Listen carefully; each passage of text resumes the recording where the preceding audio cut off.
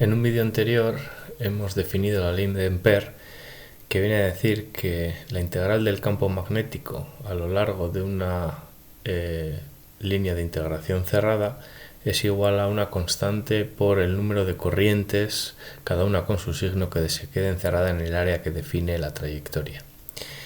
Bien, la ley de Ampère puede resultar muy útil para calcular campos magnéticos cuando la corriente que queremos analizar pues tenga cierta simetría muy marcada. La vamos a utilizar de igual manera que usamos la ley de Gauss para calcular campos eléctricos. En la ley de Gauss definimos una superficie de integración que respeta la forma o la simetría que tiene la distribución de carga, y a lo largo de toda esa superficie el campo eléctrico permanece constante y por lo tanto lo podemos sacar fuera de la integral. Bueno, pues con esto vamos a hacer lo mismo. Yo creo que mediante un ejemplo se verá más fácil. Mira, supongamos que tenemos un cable cilíndrico con cierto grosor R por el que circula una carga, es decir, una corriente total I. Bueno, queremos saber cuál es el campo magnético que este cable con esta corriente produce tanto dentro como fuera del cable. Entonces, para ello vamos a dibujar trayectorias de integración cerradas para calcular esta integral de Ampère. Empezaremos por calcular el campo magnético fuera del cable, y para ello vamos a dibujar un círculo. Vamos a ver.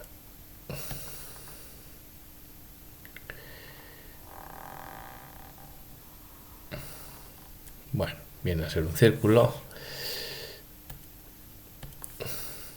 de radio R. Bien, ¿por qué un círculo? Bueno, pues porque si yo calculo B por diferencial de L, aunque desconozco cuál es el campo magnético que crea, sí tengo que tener en mi mente una imagen de cómo van a ser las líneas de campo. Y las líneas de campo que producen cualquier corriente rectilínea giran en torno a la corriente y, por lo tanto, puedo deshacer este producto escalar de aquí. Bien. A su vez, si yo cojo dos puntos cualquiera o n puntos de esta trayectoria, por la simetría que tiene el problema, no puedo esperar que el valor del campo magnético aquí sea diferente al de aquí o sea el diferente al de aquí. Por lo tanto, a lo largo de toda esta trayectoria de integración, como el campo magnético permanece constante, puedo sacarlo fuera de la integral de tal forma que esto no es más que la integral de diferencial de L, y esto obviamente es sumar todos los diferenciales de L hasta formar el perímetro del círculo R. Bien, según la ley de Ampère, esto no es más que 1 sub 0 por la corriente, vamos a escribir esto bien, 1 sub 0 por la corriente que me ha quedado atrapada en este área de aquí, y esa corriente es la corriente total que circula por el cable. De forma que B por 2πr es igual a 1 sub 0 y el campo magnético fuera de nuestro cable grueso es idéntico a si toda la corriente pasase por un cable infinito. Son indistinguibles. Es un paralelismo absoluto con lo que pasaba con electrostática, donde, por ejemplo, el campo eléctrico que crea una esfera de radio R es el mismo fuera de la esfera, claro, es el mismo al que crea la carga puntual. Bueno, pues aquí nos pasa lo mismo en el magnetismo, y es que el campo magnético que crea una corriente unidimensional infinitamente delgada es el mismo al campo magnético que crea un cable grueso fuera de él. Vale, ¿qué es lo que cambia? Bueno, lo que cambia es dentro del material. Ahora vamos a calcular B para R menor que R. Es decir, voy a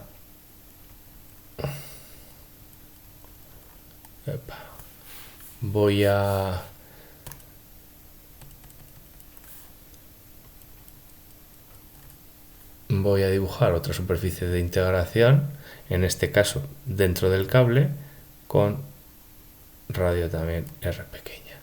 Bueno, pues por un razonamiento análogo, No puedo esperar que, por la simetría que tiene el problema, no puedo esperar que el campo magnético varíe a lo largo de todo este círculo, y también espero que el campo magnético dé vueltas en torno al círculo de tal forma que el producto escalar sea paralelo en todo momento. Puedo volver a escribir 2 por pi r, pero en este caso será igual a, según la ley de Ampère, una constante, nu sub 0, por la corriente que me ha quedado atrapada en la superficie que define el contorno.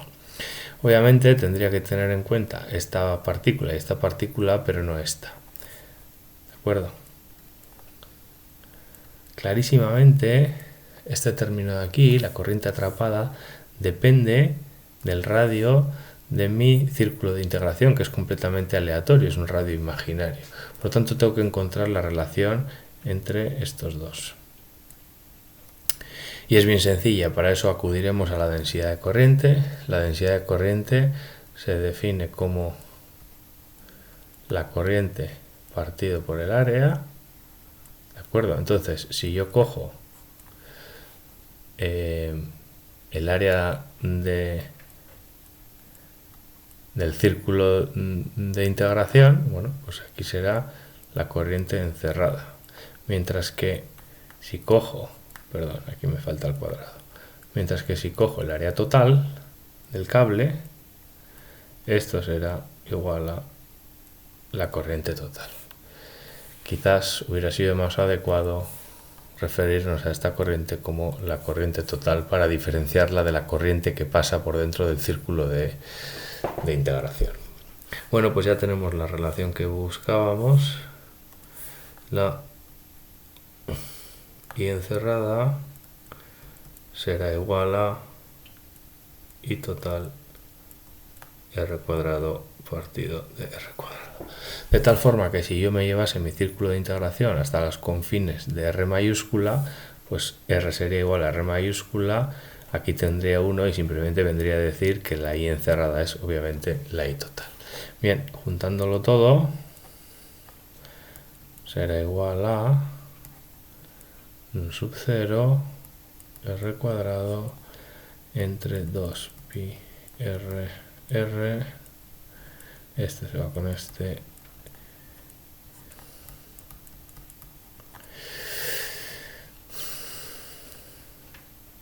perdón, de tal forma que si esto es una constante, tenemos que el campo magnético crece con la distancia radial. Dibujemos eso, viene a ser,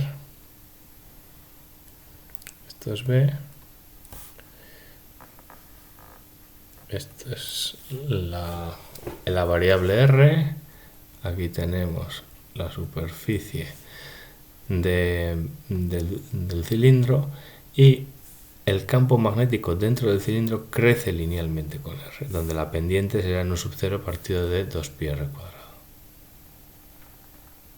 ¿De acuerdo? Y fuera del cilindro decae como 1 partido por R.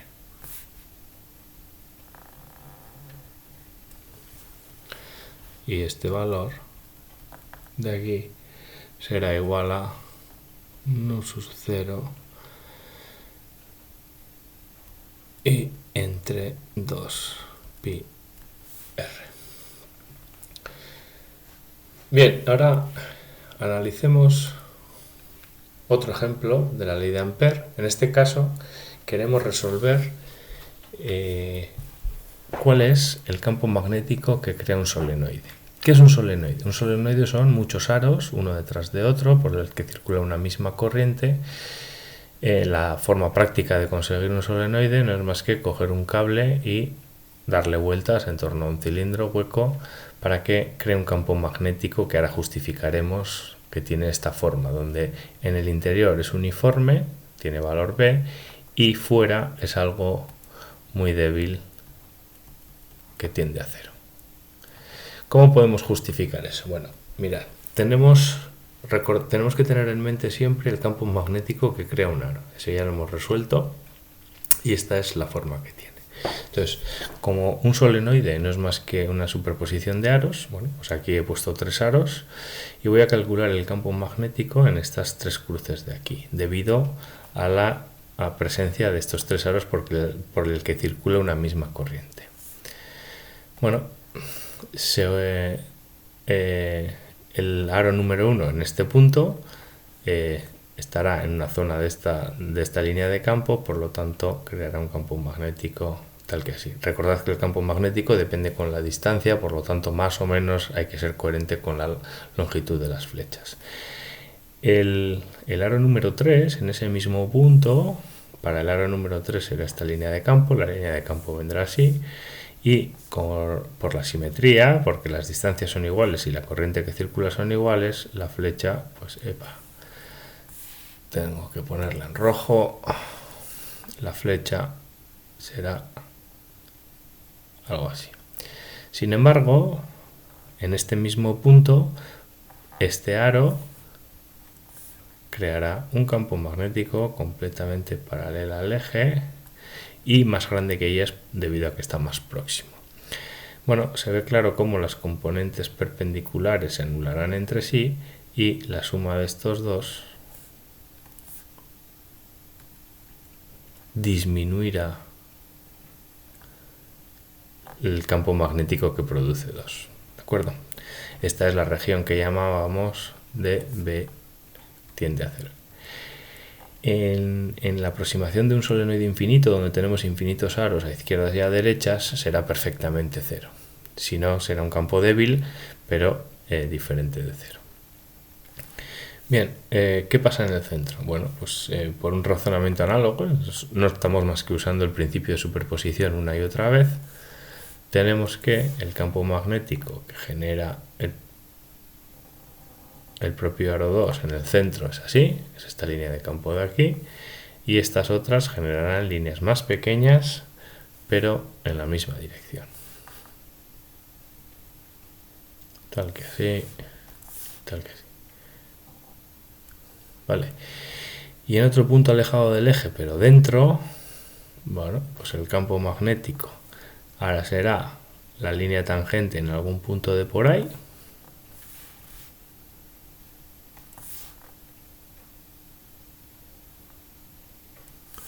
Mientras que 3 y 1 tendrán esta forma. Perdón, me he equivocado. 3 a 3 le pillo subiendo y a 1 bajando. Este sería el de 3 y esta línea de campo de aquí, esta de aquí sería la de 1.